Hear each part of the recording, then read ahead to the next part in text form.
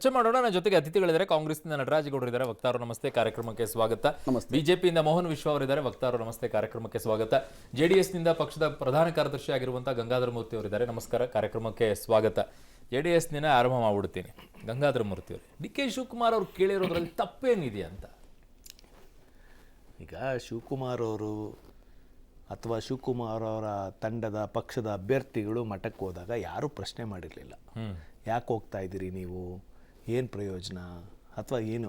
ಈಗ ಒಂದು ಧಾರ್ಮಿಕ ಶಕ್ತಿಯನ್ನು ಧಾರ್ಮಿಕವಾಗಿ ನಡೆಸ್ಕೊಂಬಂದಿರ್ತಕ್ಕಂಥ ಆಧ್ಯಾತ್ಮಿಕತೆ ಕಡೆ ಹೆಚ್ಚು ಒಲವಿರ್ತಕ್ಕಂಥ ಒಂದು ಮಠ, ಅದರಲ್ಲೂ ಹಳೆ ಮೈಸೂರು ಭಾಗದಲ್ಲಿ ಒಕ್ಕಲಿಗರಿಗೆ ಮತ್ತು ಬರೀ ಒಕ್ಕಲಿಗರಿಗೆ ಸೀಮಿತವಾಗಿರ್ತಕ್ಕಂಥ ಮಠನೂ ಅಲ್ಲ. ಅದು ಎಲ್ಲರನ್ನೂ ವಿದ್ಯಾಭ್ಯಾಸಕ್ಕಾಗಲಿ ಮತ್ತು ಅನ್ನದಾಸೋಹಕ್ಕಾಗಲಿ ಎಲ್ಲರನ್ನೂ ಒಳಗೊಂಡಂಥ ಮಠ. ಆ ಮಠದ ಆಶೀರ್ವಾದ ಪಡೀಲಿಕ್ಕೆ ಯಾರು ಯಾಕೆ ಹೋಗಬೇಕು, ಯಾರು ಹೋಗಬಾರ್ದು ಅನ್ನೋ ಪ್ರಶ್ನೆನೇ ಇಲ್ಲ. ಬಂದ ಎಲ್ಲ ಭಕ್ತಾದಿಗಳಿಗೂ ಕೂಡ ಅವರು ಆಶೀರ್ವಾದ ಮಾಡಿ ಕಳಿಸ್ತಾರೆ. ಗೆಲುವು ಸೋಲು ಚುನಾವಣಾ ರಾಜಕೀಯದಲ್ಲಿ ಅವರು ಎಂದೂ ಕೂಡ ಭಾಗವಹಿಸೋದು ಇಲ್ಲ, ಮತ್ತು ಚುನಾವಣೆ ಇದರಲ್ಲಿ ಆ ಪ್ರಕ್ರಿಯೆಯಲ್ಲೂ ಕೂಡ ಇರಲ್ಲ. ಬಟ್ ಅವ್ರು ಕೇಳಿರೋದ್ರಲ್ಲಿ ತಪ್ಪೇನಿದೆ? ಡಿ ಕೆ ಶಿವಕುಮಾರ್ ಅವರು ಏನಂತ ಒಕ್ಕಲಿಗರ ಒಬ್ಬ ಮುಖ್ಯಮಂತ್ರಿಯನ್ನು ಇಳಿಸಿರುವಂಥದ್ದು ಬಿಜೆಪಿ ಅವರು, ಯಾಕೆ ಇಳಿಸಿದ್ರಿ ಅಂತ ಕೇಳ್ಬೋದಾಗಿತ್ತಲ್ಲ ಅಂತ. ಈಗ ಅದು ಹೇಗೆ ಅಂತ ಹೇಳಿದ್ರೆ, ಮೊನ್ನೆ ಡಿ ಕೆ ಶಿವಕುಮಾರ್ ಅವರು ಆ ಸರ್ಕಾರದ ಪ್ರತಿಯೊಂದು ಅಂಗವನ್ನು ಪ್ರತಿಯೊಂದನ್ನು ನೋಡಿರ್ತಕ್ಕಂಥ ಪುಣ್ಯಾತ್ಮರು. ಅವ್ರ ಕಣ್ಣೆದುರುಗಡೆನೇ ನಡೆದಂಥದ್ದೆಲ್ಲನೂ ಅವರೇ ಹೇಳ್ಕೊಂಡಿದ್ದಾರೆ ಭಾಳ ಕಡೆ. ನಾನು ಉಳಿಸ್ಲಿಕ್ಕೆ ಭಾಳ ಪ್ರಯತ್ನ ಪಟ್ಟೆ, ಭಾರಿ ಕಷ್ಟಪಟ್ಟೆ, ಆಗಲಿಲ್ಲ ಅಂದರೆ ನಿಮ್ಮ ಪಕ್ಷದ ಶಾಸಕರು, ನಮ್ಮ ಪಕ್ಷದ 3 ಜನ ಶಾಸಕರು ಹೋಗಿ ಕೂತಾಗ ಮತ್ತು ಇನ್ನೊಂದು ಕಡೆ ಕಳಿಸಿದ್ಯಾರು ಅಂತಲೇ ಭಾಳ ಜಗಜ್ಜಾಹಿರಾಗಿ ಭಾಳ ಕಡೆ ಹೇಳ್ಕೊಂಡಿದ್ದಾರೆ. ಅವತ್ತಾಗ ನೀವು ಸಿದ್ದರಾಮಯ್ಯನವ್ರನ್ನ ಪ್ರಶ್ನೆ ಮಾಡಲಿಲ್ಲ? ಈಗ ಮೊನ್ನೆ ಸಿದ್ದರಾಮಯ್ಯನವರು 2 ಸಲ ಮಠಕ್ಕೆ ಹೋಗಿದ್ದರು, ಇದೇ ಆದಿಚುಂಚನಗಿರಿ ಮಠಕ್ಕೆ ಹೋಗಿದ್ದರು. ಅವಾಗ ಯಾಕೆ ಶಿವಕುಮಾರ್ ಅವ್ರು ಹೇಳಲಿಲ್ಲ, ಸಿದ್ದರಾಮಯ್ಯನವರೇ ಯಾಕೆ ಒಕ್ಕಲಿಗರ ಶಾಸಕರನ್ನ ಒಕ್ಕಲಿಗರ ಮುಖ್ಯಮಂತ್ರಿನ ಇಳಿಸ್ತೀರಿ ಅಂತ ನೀವು ಸ್ವಾಮೀಜಿ ನೀವು ಕೇಳಬೇಕಿತ್ತಲ್ವ ಅಂತ ಕೇಳಬೇಕಿತ್ತಲ್ಲ. ಕೇಳಬೇಕಾಗಿದ್ದವ್ರನ್ನ ಬಿಟ್ಬಿಟ್ಟು ಕೇಳಬಾರ್ದೇ ಇದ್ದವ್ರನ್ನೆಲ್ಲ ಕೇಳೋಕೆ ಹೋದ್ರೆ ಏನಾಗ್ತದೆ? ನಟರಾಜಗೌಡರು, ಕೇಳಬೇಕಾಗಿರೋರನ್ನ ಬಿಟ್ಬಿಟ್ಟು ಕೇಳ್ದವ್ರನ್ನೆಲ್ಲ ಕೇಳ್ಕೊಂಡು ಕೂತ್ಕೊಂಡಿದ್ದೀರಾ ಅಂತ. ಈಗ BJP JDSಗೆ ಚುನಾವಣಾ ಸೋಲಿನ ಭೀತಿ ಕಾಡ್ತಾ ಇದೆ. ಅಲ್ಲಿ ಓಡೋಗಿದ್ರು BJPಯ ನಾಯಕರುಗಳು, ಸ್ವಾಮೀಜಿ ತಪ್ಪಾಯಿತು, ಉರಿಗೋಳ ನಂಜಗೋಳ ಅಂತ ಒಂದು ಸೃಷ್ಟಿ ಮಾಡಿಬಿಟ್ಟಿದ್ವಿ, ನಿಮ್ಮ ಆಕ್ರೋಶಕ್ಕೆ ನಾವು ಮಣಿದಿದ್ದೀವಿ, ತಪ್ಪಾಯಿತು ಅಂತ ಹೇಳಿ ಸ್ವಾಮಿಗಳು ಪಾದಕ್ಕೆ ಬಿಟ್ಟು ತಪ್ಪಾಯಿತು ಅಂತ ಹೇಳಿ ಅದನ್ನು ಸ್ಟಾಪ್ ಮಾಡಿದರು. ಉರಿಗೋಳ ನಂಜಗೋಳ ಸೃಷ್ಟಿಕರ್ತರು BJPಗರು.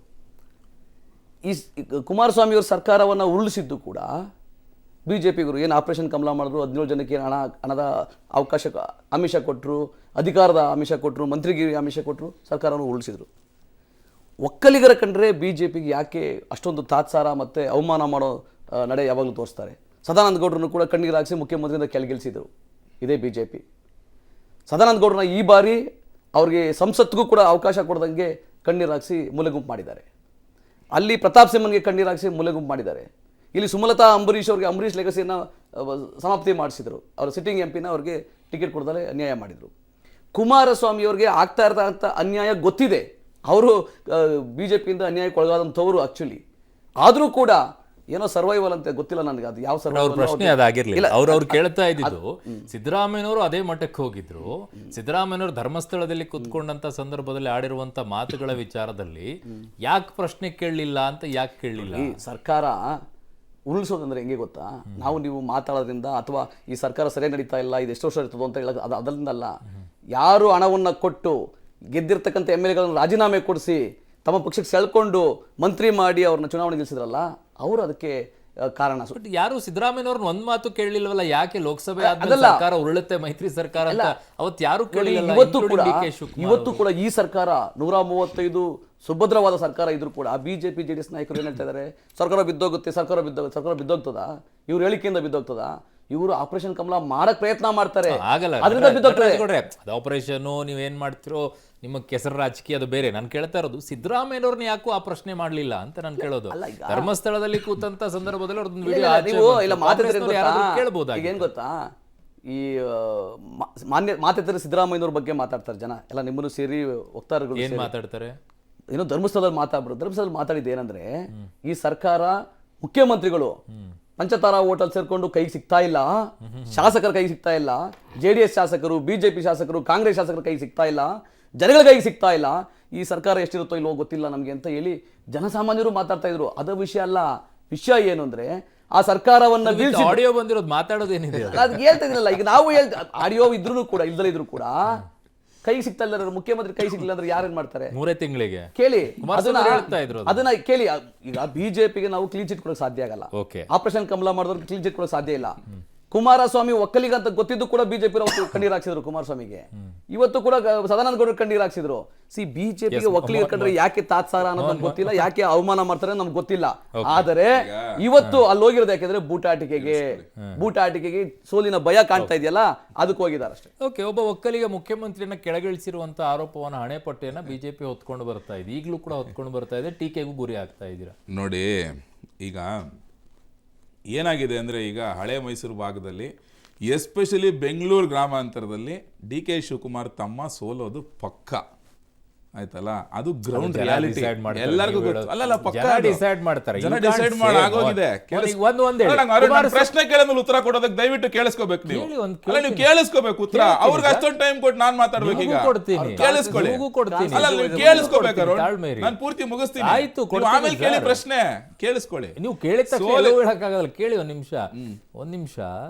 ನೀವು ಕುಮಾರಸ್ವಾಮಿ ಅವ್ರು ಇಳಿಸಿದಂತೂ ಗ್ಯಾರಂಟಿ ಅಲ್ಲ. ಅಲ್ಲಿ ಕೇಳಿಸ್ಕೊಳ್ಳಿ. ಸರ್ಕಾರ ಮಾಡಿದ್ ನೀವೇ ಅಲ್ವಾ? ಅಲ್ಲ, ನಾನು ಬಂದೇ ಬರ್ತೀನಿ. ನೀವ್ಯಾಕೆ ಅದಕ್ಕೆ ಮುಂಚೆನೆ ಹೇಳಿದ್ನಲ್ಲ, ಈ ಸೋಲಿನ ಭೀತಿ ಎಸ್ಪೆಷಲಿ ಗೊತ್ತು. ಅಲ್ಲಿ ತಮ್ಮ ಸೋತ್ರೆ DK ಶಿವಕುಮಾರ್ ಪೊಲಿಟಿಕಲ್ ಕೆರಿಯರ್ ಮುಗೀತು.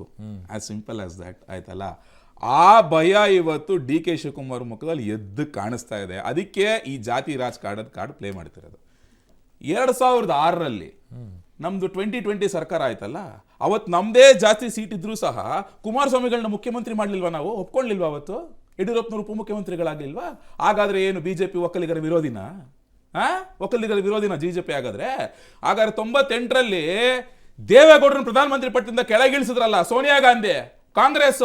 ಇವಾಗ ಹೋಗ್ಬಿಟ್ಟು ಹಾಗಾದ್ರೆ ತಾಕತ್ತಿರ DK ಶಿವಕುಮಾರ್ಗೆ ಸೋನಿಯಾ ಗಾಂಧಿ ಮುಂದೆ ಕ್ಷಮೆ ಕೇಳಿ.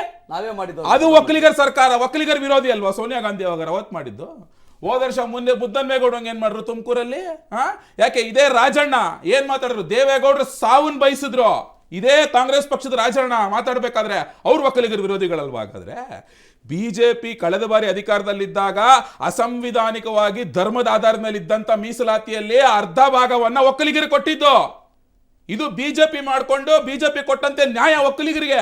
ಇವ್ರ ರೀತಿಯಾಗಿ ಇವ್ರ ತರವಾಗಿ ಇವ್ರ ಮುಖ್ಯಮಂತ್ರಿ ಸಿದ್ದರಾಮಯ್ಯವ್ರ ತರವಾಗಿ ಧರ್ಮಸ್ಥಳದಲ್ಲಿ ಶಾಂತಿವನದಲ್ಲಿ ಕುತ್ಕೊಂಡ್ಬಿಟ್ಟು ಸರ್ಕಾರ ಉರುಳಿಸಿ ಕುಮಾರಸ್ವಾಮಿ ಕಣ್ಣಲ್ಲಿ ನೀರು ಹಾಕಿಸ್ಲಿಲ್ಲ. ಅರ್ಥ ಆಯ್ತಲ್ಲ? ಅಥವಾ ದೇವೇಗೌಡರ ಕಣ್ಣಲ್ಲಿ ನೀರು ಹಾಕಿಸ್ಲಿಲ್ಲ. ಸಿದ್ದರಾಮಯ್ಯನವರು ಎಂತ ಒಕ್ಕಲಿಗ ವಿರೋಧಿ ಅನ್ನೋದನ್ನ ಸ್ವತಃ DK ಶಿವಕುಮಾರ್ ತಮ್ಮನ್ ತಾವೇ ಪರಾಮರ್ಶೆ ಮಾಡ್ಕೊಬೇಕು. ಯಾಕೆ 23ರಲ್ಲಿ ಕಳೆದ ಬಾರಿ 135 ಸೀಟ್ ಬಂತಲ್ವಾ? ಆ 135 ಸೀಟ್ ಬರೋದ್ರ ಹಿಂದೆ ಇದ್ದಿದ್ದು ಎಫರ್ಟ್ ಯಾರ್ದು? DK ಶಿವಕುಮಾರ್ದು. DK ಶಿವಕುಮಾರ್ ಕಟ್ಟಿದ ಹುತ್ತದಲ್ಲಿ ಈಯಪ್ಪ ಬಂದು ಕುತ್ಕೊಂಡು CM ಆಗ್ಲಿಲ್ವಾ? ಫಸ್ಟ್ ಒಂದ್ ವಾರ ಏನೇನ್ ನಡೀತು ದೆಹಲಿನಲ್ಲಿ? ಹಾಗಾದ್ರೆ DK ಶಿವಕುಮಾರ್ ಹೋಗ್ಲೇ ಇಲ್ಲ, ಇಲ್ಲೇ ಕೂತಿದ್ರು ಸದಾಶಿವನಗರದ ಮನೆಯಲ್ಲಿ. ಮಾಡ್ಬೇಕಿತ್ತು ಚೀಫ್ ಮಿನಿಸ್ಟರ್ ಆಗಾದ್ರೆ DK ಶಿವಕುಮಾರ್ನ. Mister DK Shivakumar, you should go and ask Siddaramaiah. ನಿಮ್ಮನ್ನ DK ಶಿವಕುಮಾರ್ ಮಾಡಿಲ್ಲ ಅಂತ. ನಿಮ್ಮ ಪಕ್ಷದವರು ನಿಮ್ ಜೊತೆಲಿರೋರು ಅವರು ಒಕ್ಕಲಿಗ ವಿರೋಧಿಗಳು. ನಿಮ್ಮನ್ ಮಾಡಲ್ಲ ಮುಖ್ಯಮಂತ್ರಿ, ನಿಮ್ಮನ್ನ ಕೆಳಗೆ ಕುಳಿಸೋದಷ್ಟೇನೆ. ಇದೇ BK ಹರಿಪ್ರಸಾದ್ ಏನ್ ಹೇಳ್ತಾರೆ? ಹಾಗಾದ್ರೆ ಇವ್ರದೇ ಪಕ್ಷದ ನಾಯಕರು ಇವತ್ತು ಹಾಗಾದ್ರೆ DK ಶಿವಕುಮಾರ್ ತಿರುಗಿ ಬೀಳೋದಿಲ್ವಾ? ಹಾಗಾದ್ರೆ ಸಿದ್ದರಾಮಯ್ಯ ಚೂ ಬಿಡಲ್ವಾ ಅವ್ರ ಕಡೆ MLA-ಗಳನ್ನ DK ಶಿವಕುಮಾರ್ ಮಾತಾಡೋದಕ್ಕೆ? ಒಕ್ಕಲಿಗ ವಿರೋಧಿಗಳು ಇವ್ರ ಜೊತೆಲಿರೋರು. DK ಶಿವಕುಮಾರ್ ಹೋಗ್ಬಿಟ್ಟು ಸ್ವಾಮೀಜಿಗಳ ಮುಂದೆ ನಿಂತ್ಕೊಂಡು ಕೇಳಬೇಕು ಯಾರಿಗೆ? ಇದೇ ಸಿದ್ದರಾಮಯ್ಯ ಟೀಮ್ಗೆ, ನೋಡಿ ನಂದನ್ ಮುಖ್ಯಮಂತ್ರಿ ಮಾಡ್ತಾ ಇಲ್ಲ ಅಂತ ಹೇಳ್ಬಿಟ್ಟು. ಯಾಕೆ ಚುನಾವಣಾ ಪ್ರಚಾರದ ಟೈಮ್ ನಲ್ಲಿ DK ಶಿವಕುಮಾರ್ ಒಂದ್ ಅವಕಾಶ ಕೊಡಿ, ಹಳೆ ಮೈಸೂರು ಭಾಗದಲ್ಲಿ ಹೇಳಿಲ್ವಾ? ಈ ಸಲ ಒಬ್ರು ಒಕ್ಕಲಿಗರು ಮುಖ್ಯಮಂತ್ರಿ ಆಗ್ತಾರೆ ಅಂತ ಹೇಳ್ಕೊಂಡು ಆ ಮಾತು ನೆಚ್ಕೊಂತಾನೆ ಹಳೆ ಮೈಸೂರು ಭಾಗದವರು ಅವತ್ತು ಓಟ್ ಹಾಕಿದ್ದು DK ಶಿವಕುಮಾರ್. ಹಾಗಾದ್ರೆ ಆ ನಿಯತ್ತಿಲ್ವಾ ಕಾಂಗ್ರೆಸ್ನವ್ರಿಗೆ? ಒಕ್ಕಲಿಗರ ವಿರೋಧಿಗಳ ಕಾಂಗ್ರೆಸ್ನವರು. ನಂಗೆ ಯಾಕೋ DK ಶಿವಕುಮಾರ್ ಅವರು ಯಾರ್ದೋ ಹೆಗಲ್ ಮೇಲೆ ಗನ್ ಇಟ್ಬಿಟ್ಟು ಇನ್ನೆಲ್ಲೋ ಹೊಡೆದಂಗ್ ಕಾಣಿಸ್ತಾ ಇದೆ. ಮೋಸ್ಟ್ಲಿ ಸಿದ್ದರಾಮಯ್ಯವ್ರಿಗೆ ಹೇಳಕ್ಕೆ ಏನಾದ್ರು ಬಯಸಿದ್ರ? ಯಾಕಂದ್ರೆ ಸಿದ್ದರಾಮಯ್ಯನವರು ಕೂಡ ಸ್ವಾಮೀಜಿಗಳ ಹತ್ರ ಹೋಗಿದ್ರು ಈ ಸ್ವಲ್ಪ ದಿನಗಳ ಹಿಂದೆ ಅಷ್ಟೇ. ಹಾಗಾಗಿ ನನಗೆ ಅವಕಾಶ ಕೊಡಲಿಲ್ಲ, ನನ್ನ ನಿಲ್ಲಿಸ್ಬಿಟ್ಟು ಉಪಮುಖ್ಯಮಂತ್ರಿ ಮಾಡಿ ಕುಡಿಸಿದ್ರ ಅಂತ ಹೇಳಕ್ ಹೋಗ್ಬಿಟ್ಟು ಅವ್ರ ಹೆಸರನ್ನ ಬಳಕೆ ನೋಡಿ. ಈಗ ಮುಖ್ಯಮಂತ್ರಿ ಯಾರಾಗಬೇಕು ಅನ್ನೋದು ಶಾಸಕಾಂಗ ಪಕ್ಷ ಸಭೆಯಲ್ಲಿ ತೀರ್ಮಾನ ಆಗಿದೆ, ಹೈಕಮಾಂಡ್ ತೀರ್ಮಾನ ಆಗಿದೆ, ಅದು ಮುಗಿದ ಅಧ್ಯಾಯ. ಆದರೆ ಇವತ್ತು ಒಕ್ಕಲಿಗರ ಬೆಂಬಲ ಯಾರಿಗಿದೆ? ಒಕ್ಕಲಿಗರ ಬೆಂಬಲ ಇಲ್ಲಿವರೆಗೂ ಮಾನ್ಯ ದೇವೇಗೌಡರ ಬೆಂಬಲ ಇತ್ತು. ಎಲ್ಲಾ ಸಮಯದಲ್ಲೂ ದೇವೇಗೌಡರು ನಿಂತಿದ್ರು. ಆದ್ರೆ ಕುಮಾರಸ್ವಾಮಿ ಹಿಂದೆ ಜನ ಒಕ್ಕಲಿಗರು ನಿಂತಿದ್ದಾರಾ? ಬಟ್ ನೀವು ಒಂದಂತೂ ನೀವು ಎಕ್ಸೆಪ್ಟ್ ಮಾಡ್ಕೊಳ್ಬೇಕಲ್ವಾ, ಕುಮಾರಸ್ವಾಮಿ ಅವರನ್ನ ಬಿಜೆಪಿ ಇಳಿಸಿದೆ ಅನ್ನೋದಾದ್ರೆ ಒಕ್ಕಲಿಗ ವಿರೋಧಿ ಅನ್ನೋದಾದ್ರೆ ದೇವೇಗೌಡರನ್ನ ಪ್ರಧಾನಿ ಸ್ಥಾನದಿಂದ ಇಳಿಸಿರುವಂತ ಕಾಂಗ್ರೆಸ್ ಕೂಡ ಒಕ್ಕಲಿಗರ ವಿರೋಧಿ ಅಲ್ವಾ? ಅದನ್ನು ಒಪ್ಕೊಳ್ಳೇಬೇಕಲ್ವಾ ನಟರಾಜ್ ಗೌಡ್ರೆ? ಒಂದೇನ್ ಗೊತ್ತಾ, ರಾಷ್ಟ್ರ ಮಟ್ಟದಲ್ಲಿ ಆಗ ರಾಜಕಾರಣ ಬೇರೆ, ಎಷ್ಟೊಂದು ಬದಲಾವಣೆ ಆಗುತ್ತೆ. ಒಂದು ದೇವೇಗೌಡರು ಪಕ್ಷನ- ಗೌಡ್ರು ಒಕ್ಕಲಿಗರಲ್ವಾ? ಈಗ ಒಂದ್ ನಿಮಿಷ, ಒಂದೇ ಒಂದು ಪಕ್ಷನ ನಾವು ತೀರ್ಮಾನ ಮಾಡ್ಲಿಕ್ಕೆ ಎಷ್ಟೊಂದು ಮಲ್ಟಿ ಪಾರ್ಟಿ ಡೆಮಾಕ್ರಸಿ UPA ಅಂತ ಮಾಡಿ ಕೇಳಿ ಕೇಳಿ ಕೇಳಿ ಆಗಿದ್ದಾಗ ಕೇಳಿ 17 ಜನ ಹೋಗಿರುವಂತವ್ರು 3 ಜನ ಜೆಡಿಎಸ್ ಹೌದು. ಇದ್ರು, ಅದ್ರಲ್ಲಿ ಒಕ್ಕಲಿಗರು ಇರ್ಲಿಲ್ವಾ? ಇದಾರೆ, Leaders ಗಳು ಹೋಗಿರೋರು, ಶಾಸಕರು ಎಲ್ಲರೂ ಇದ್ದಾರೆ, ಮತ್ತೆ? ಎಲ್ಲರೂ ಅದೇ ಇದ್ದಾರೆ. ಆದ್ರೆ ಒಕ್ಕಲಿಗರ ದೇವೇಗೌಡ ವಿರೋಧ ವಿಷಯ ಬಂದಾಗ ದೇವೇಗೌಡರಿಗೆ ಪ್ರಧಾನಮಂತ್ರಿ ಮಾಡಿದ್ದೆ ಕಾಂಗ್ರೆಸ್, ಗೌರವವನ್ನು ಕೊಟ್ಟಿದೆ, ಅವರು ಇಳಿಸಿದ್ದು. ಋಣಿಯಾಗಿದ್ದಾರೆ ಅಂತ ನಾವು ಅನ್ಕೊಂಡಿದ್ವಿ, ಅದಿರ್ಲಿ, ಅದು ಬೇರೆ ವಿಷಯ. ಇಳಿಸಿದ್ದು. ಆದ್ರೆ ನೋಡಿ ಮಾಡಿದ್ದೆ, ಅಲ್ಲೇನ್ ಗೊತ್ತಾ, ಇಳಿಸಿದ್ದು ಸರ್. ಈಗ ನೋಡಿ ಮಾಡಿದ್ಯಾರು 11 ತಿಂಗಳ ಅವಧಿಗೆ ಮಾಡುವಂತ ಪರಿಸ್ಥಿತಿ ಹೇಗೆ ಬಂತು ಅನ್ನೋದನ್ನ ಎಕ್ಸ್ಪ್ಲೇನ್ ಮಾಡಲ್ಲ. ಈ ಸಂದರ್ಭ ಇಲ್ಲ. ಮೈತ್ರಿ ಅಲ್ಲಿ ಪ್ರಧಾನಿ ಚುನಾವಣೋತ್ತರ ಮೈತ್ರಿಯಿಂದ ಬಂದಾಗ ದೇವೇಗೌಡರನ್ನ ಪ್ರಧಾನಿ ಆಗುವಂತ ಪರಿಸ್ಥಿತಿ ಯಾಕೆ ಬಂತು ರಾಜಕೀಯವಾಗಿ ಅನ್ನೋದನ್ನ ಹೇಳೋದಾದ್ರೆ ಬಹಳ ಹೇಳ್ತೀನಿ, ಚೆನ್ನಾಗಿದೆ ಅದು. ಕರ್ನಾಟಕದಲ್ಲಿ ಒಕ್ಕಲಿಗರು ಮಾನ್ಯ ದೇವೇಗೌಡರಿಂದ ಯಾವತ್ತೂ ಇದ್ರು. ಆದ್ರೆ ಕುಮಾರಸ್ವಾಮಿಯವರ ನಡೆಗಳಿಂದ, ಕುಮಾರಸ್ವಾಮಿಯವರ ಏನಂದ್ರೆ ಅತಿಯಾದ ಅಧಿಕಾರದ ಆಸೆಯಿಂದ ಅವರು ಅವಕಾಶವಾದಿತನವನ್ನು ತೋರಿಸಿ, ಸ್ವಾರ್ಥವನ್ನು ತೋರಿಸಿ, ಕೆಲವೊಮ್ಮೆ ಬಿಜೆಪಿ ಕಡೆ, ಕೆಲವೊಮ್ಮೆ ಕಾಂಗ್ರೆಸ್ ಕಡೆ, ಅದು ಬಿಜೆಪಿ ಕಡೆ ಒಳಗಡೆಯಿಂದ ಒಳ ಒಪ್ಪಂದ, ಯಾವಾಗಲೂ ಒಳ ಒಪ್ಪಂದ, CP ಯೋಗೇಶ್ವರ್ ಹೇಳ್ತಾರಲ್ಲ, ಯಾವಾಗಲೂ ಒಳ ಒಪ್ಪಂದ ಮಾಡಿಕೊಂಡು ಅವರು ಇವತ್ತು 3 ಜಿಲ್ಲೆಗೆ ಸೀಮಿತ ಆಗಿದ್ದಾರೆ. 3 ಜಿಲ್ಲೆಯ ಪಕ್ಷ ಬಿಜೆಪಿ ಹೇಳ್ತಾ ಇದ್ರಲ್ಲ, ಅದು ಆಗಿದ್ದಾರೆ. ಅದಕ್ಕೆ ಕಾರಣ ಸ್ವಯಂಕೃತವಾಗಿ ಅವರು. ಎರಡನೇದು, ಬಿಜೆಪಿ JDS ನೇನು ಅನ್ಕೊಂಡಿದೆ ಇವತ್ತು, ಏನು ಅವ್ರನ್ನ ಇಡೀ ರಾಜ್ಯದ ಒಂದು ಪ್ರಾದೇಶಿಕ ಪಕ್ಷ ಅನ್ಕೊಂಡಿದ್ದಾರೆ, 3 ಜಿಲ್ಲೆ ಸೀಮಿತ ಮಾಡಿಕೊಂಡು ಅವರು 3 ಜಿಲ್ಲೆಯ ಪಕ್ಷ ಅಂತ ತಿಳ್ಕೊಂಡಿದ್ದಾರೆ. ಎರಡನೇದಾಗಿ, ಯಾವ ಒಕ್ಕಲಿಗರ ಲೀಡರ್ಗೂ ಅವ್ರು ಗೌರವವನ್ನು ಕೊಡ್ತಾ ಇಲ್ಲ ಬಿಜೆಪಿಯವರು. ಸದಾನಂದ ಗೌಡರನ್ನ ಯಾಕೆ ಕೇಳಿಸಿದ್ರು ಮುಖ್ಯಮಂತ್ರಿಯಿಂದ ಕೇಳಿ. ಸದಾನಂದ ಗೌಡರನ್ನ ಯಾಕೆ ಕೇಳಿಸಿದ್ರು ಮುಖ್ಯಮಂತ್ರಿಯಿಂದ? ಸದಾನಂದ ಗೌಡರು ಯೂನಿಯನ್ ಮಿನಿಸ್ಟರ್ ಆದವರು, ಅವ್ರನ್ನ ಒಂದು ಸಂಸತ್ತಿಗೆ ಒಂದು ಟಿಕೆಟ್ ಕೊಡಕ್ಕಾಗ್ತಿಲ್ಲ, ಅವರು ಅಲ್ಲಿ ವೃದ್ಧಾಪ್ಯ ಬಂದ್ಬಿಡ್ತಾ ಅವ್ರಿಗೆ, ಸದಾನಂದ ಗೌಡರಿಗೆ ಮಾರ್ಗದರ್ಶಕ ಮಂಡಳಿ ಅವರೇ ರಾಜಕೀಯವಾಗಿ ನಿವೃತ್ತಿ ಇಲ್ಲ, ಚುನಾವಣೆಗೆ ನಾನು ಟಿಕೆಟ್ ಕೊಡೋದು ನನಗೆ ನೋವಾಗುತ್ತೆ ಅಂತ ಹೇಳಿದ್ರು ಅವರು. ಆಮೇಲೆ ಒತ್ತಾಯ ಆಯ್ತಾ? ಆಮೇಲೆ ಪ್ರತಾಪ್ ಸಿಂಹನು ಘೋಷಣೆ ಮಾಡ್ಬಿಟ್ರ ರಿಟೈರ್ಡ್ ಆಗೋದು ನಾನು ಅಂತ. ಸುಮಲತಾ ರಿಟೈರ್ ಮಾಡ್ಬಿಟ್ರ, ನನ್ಗೆ ಘೋಷಣೆ ಮಾಡ್ಬಿಟ್ರ ರಿಟೈರ್ಡ್ ಆಗೋದೆ ಅಂತ. ಇಲ್ಲ, ಇವ್ರಿಗೆ ಬೇಕಾದಾಗ ಒಕ್ಕಲಿಗರನ್ನ ಉಪಯೋಗಿಸ್ಕೊಳ್ಳಿಕ್ಕೆ ಪ್ರಯತ್ನ ಮಾಡ್ತಾ ಇದ್ದಾರೆ. ಅದರೊಳಗೆ ಈ ಕುಮಾರಸ್ವಾಮಿ ಒಂಥರ ದಾಳ, ಅವ್ರಿಗೆ ಏನು ಗೊತ್ತಾಗ್ತದೋ ಗೊತ್ತಾಗಲೋ ಗೊತ್ತಿಲ್ಲ. ಅವ್ರು ಇಂಡಿಪೆಂಡೆಂಟ್ ಆಗಿ ಚುನಾವಣೆ ಮಾಡಿದ್ರು 3-4 ಸೀಟ್ ಗೆಲ್ಲುವಂತಹ ಅಷ್ಟು ಕ್ಷಮತೆ, ಅಷ್ಟು ಬೆಂಬಲ ಅವ್ರಿಗಿತ್ತು. ಆದ್ರೆ ಈ ಬಾರಿ ಅದನ್ನು ಕಳ್ಕೊಂಡು ಬಿಟ್ಟಿದ್ದಾರೆ. JDS ಏನಾಗಿದೆ ಅಂದ್ರೆ ಬಿಜೆಪಿನಲ್ಲಿ ಒಕ್ಕಲಿಗರ ಮೋರ್ಚಾ ಆಗಿದೆ. ಒಕ್ಕಲಿಗರ ಮೋರ್ಚಾ ಅನ್ಕೊಂಡು ಅಶೋಕ್ ಅವ್ರಿಗೂ ಬೆಲೆ ಇಲ್ಲ ಬಿಜೆಪಿನಲ್ಲಿ, ಅಶ್ವಥ್ ನಾರಾಯಣ್ಗೂ ಬೆಲೆ ಇಲ್ಲ. ಇವತ್ತು ಕುಮಾರಸ್ವಾಮಿ ಪ್ರಚಾರ ಮಾಡ್ಕೊಂಡ್ರೆ ಬರ್ಬೋದು ಅನ್ಕೊಂಡ್ರೆ, ಅದು ಕುಮಾರಸ್ವಾಮಿಗೆ ಆ ವರ್ಚಸ್ಸಿಲ್ಲ. ಗಂಗಾಧರ ಮೂರ್ತಿ ಅವರೇ, ಈಗ ಮಾನ್ಯ ವಕ್ತಾರರು ನಟರಾಜ್ ಗೌಡ್ರು ಅಂತಾನೆ ಮಾತಾಡ್ತಿದ್ದರೋ ಅಥವಾ ಬೇರೆ ಅರ್ಥದಲ್ಲಿ ಮಾತಾಡ್ತಿದಾರೋ ಗೊತ್ತಿಲ್ಲ. ಇಡೀ ಸತ್ಯವನ್ನು ಆಚೆ ಕಡೆಗೆ ನಿಂತ್ಕೊಂಡ್ರೆ ಮಾನ್ಯ ನಟರಾಜ್ ಗೌಡರು ಹೇಳ್ತಾರೆ, ಯಾರಿಂದ ಯಾರಿಗೆ ಅನ್ಯಾಯ ಆಗ್ತಿದೆ, ಈ ಸರ್ಕಾರದಲ್ಲಿ ಯಾರಿಂದ ಯಾರಿಗೆ ಅನ್ಯಾಯ ಆಗ್ತಾ ಇದೆ, ಭಾಳ ದೂರ ಹೋಗೋದು ಬೇಡ.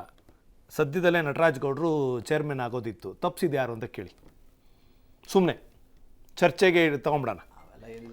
ಸುಮ್ಮನೆ ಚರ್ಚೆಗೆ ಅವಕಾಶಗಳು ಬರ್ಬೇಕಷ್ಟೇ, ಟೈಮ್ ಬರ್ಬೇಕು. ಒಂದೇ ನಿಮಿಷ, ಯಾರು ತಪ್ಪಿಸಿದ್ದು ಅಂತ ಅವ್ರನ್ನ ಕೇಳಿ, ನಾನು ಹೇಳೋದು ಬೇಡ. ಅದು ಸಮಯ ಅವಕಾಶ ಬರಬೇಕು. ಅದಕ್ಕೆ ಒಂದೇ ನಿಮಿಷ, ಒಂದೇ ನಿಮಿಷ ನಿಮಗೆ ನಿಂಬುಡಕ್ಕೆ ಒಂದೇ ನಿಮಿಷ, ಎಷ್ಟು ಜನ ಒಕ್ಕಲಿಗ ನಾಯಕರಿಗೆ ಅನ್ಯಾಯ ಆಗಿದೆ ಈ ಸರ್ಕಾರದಲ್ಲಿ ಅನ್ನೋದನ್ನ ಕೇಳ್ಬೋದು. 8 ಜನಕ್ಕೆ ಟಿಕೆಟ್ ಕೊಟ್ಟಿದೀವಿ. ಈಗ ಒಂದ್ ನಿಮಿಷ, ಗೊತ್ತು ಯಾಕೆ ಕೊಟ್ಟಿದ್ದೀನಿ ಅಂತ. ಸೋಲ್ಸ್ಬಿಟ್ಟು ಮನೆ ಕಳ್ಸಕ್ಕೆ ಅಷ್ಟೇ, ಇನ್ನೇನಿಲ್ಲ. ಸೋಲ್ಸ್ಬಿಟ್ರೆ ಮುಗಿದೋಯ್ತಲ್ಲ, ಪ್ರಾಶಸ್ತ್ಯ ಕೊಡ್ತೀವಿ ನಾವು. ಅಲ್ಲ, ಇದರಲ್ಲಿ ಒಳಮರ್ಮನೂ ಇದೆ. ಮಾನ್ಯ ಸಿದ್ದರಾಮಯ್ಯನವರು DK ಶಿವಕುಮಾರ್ ಹೇಳ್ದಂತ 8 ಜನ ಒಕ್ಕಲಿಗರಿಗೆ ಟಿಕೆಟ್ ಕೊಟ್ಟಿದ್ದೀನಿ, ಆತ ಗೆಲ್ಲಿಸ್ಕೊಂಬರಕ್ಕಾಗ್ಲಿಲ್ಲ, ಆತನಿಗೆ ಶಕ್ತಿ ಇಲ್ಲ, ಒಕ್ಕಲಿಗರು ಒಂದು ಪರ ಇಲ್ಲ ಅಂತ ಹೈಕಮಾಂಡ್ಗೆ ಹೇಳಕ್ಕೆ ಹೇಳ್ತಕ್ಕಂಥ ವಿಷಯ ಇದು. ಮಾನ್ಯ ಸಿದ್ದರಾಮಯ್ಯ ನಟರಾಜ್ ಗೌಡ್ರದ್ದು ಸುಳ್ಳ ಹಾಗಾರೆ ಹೇಳಿ ನೋಡೋಣ. ಏನು ನಟರಾಜ್ ಗೌಡ್ರದ್ದು ಹೇಳಿದ್ನಲ್ಲ ಈಗ, ಹೇಳಿ. ಅದಕ್ಕೆ ನಾನು ಹೇಳ್ತಿರೋದು, ನೀವು ಹಳೇದನ್ನ ಕೆದಕೊಂಡು ಇಡೀ ಜಗತ್ ಒಂಚೂರು ಹೋಲ್ಡ್ ಮಾಡಿಸ್ತಾನೆ. ನಾನು ಒಂದು ವಿರಾಮ ತಗೊಂಡು ವಾಪಸ್ ನಿಮಗೆ ಕೊಡ್ತೀನಿ. ನಾನು ಒಂದೇ ಒಂದು ವಿರಾಮ ತಗೊಂಡು ವಾಪಸ್ ಬರ್ತೀನಿ, ಚರ್ಚೆಯನ್ನು ಮುಂದುವರಿಸ್ತೀನಿ. ಬಹಳ ಇಂಟ್ರೆಸ್ಟಿಂಗ್ ಆಗಿರುವಂಥ ಫ್ಯಾಕ್ಟ್ಗಳಿದ್ದಾವೆ. ಒಂದು ಕಡೆ ಕುಮಾರಸ್ವಾಮಿ ಇಳಿಸಿದ್ದು ಬಿಜೆಪಿ ಒಕ್ಕಲಿಗ ವಿರೋಧಿ ಅನ್ನೋದಾದರೆ, ದೇವೇಗೌಡರನ್ನ ಇಳಿಸಿದ್ದು ಕಾಂಗ್ರೆಸ್ ಒಕ್ಕಲಿಗ ವಿರೋಧಿ. ಅಲ್ಲೇ ಇದೆ ಎರಡು ಕಡೆಗೆ ಉತ್ತರ. ಜನ ಹೇಗೆ ತೀರ್ಮಾನ ಮಾಡ್ತಾರೆ ಅದು ಬಹಳ ಮುಖ್ಯ.